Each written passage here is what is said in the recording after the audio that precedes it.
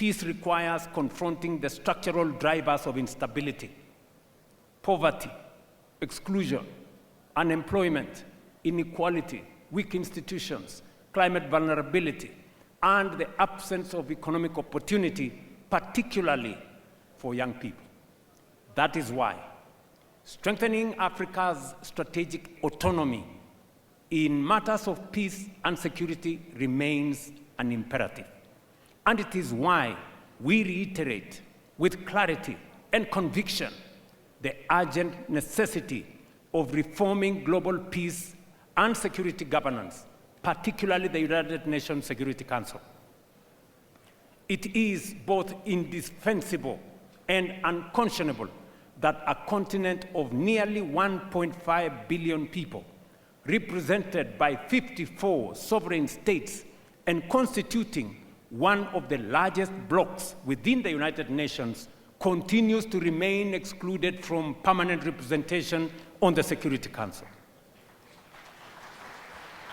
Such inequality, ladies and gentlemen, such inequality erodes legitimacy, undermines credibility, and diminishes confidence in multilateral systems itself.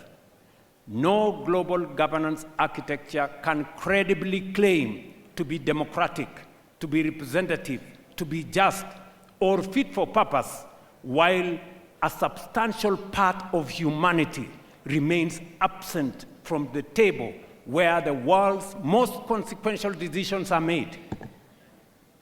The time has come, therefore, for the international community to recognize, without ambiguity or without delay, that Africa cannot and will not and must not remain subject to decisions taken without its equal voice on the table.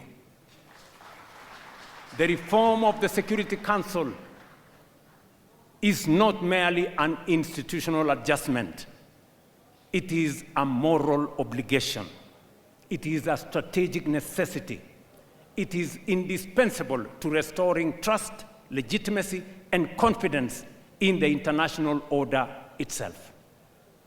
Kenya, therefore, remains steadfast in its support for the common African position as articulated in the Ezulwini Consensus and the Sirte Declaration, which calls for Africa to be accorded permanent representation on the Security Council with all the prerogatives and privileges of permanent membership, alongside additional non-permanent seats.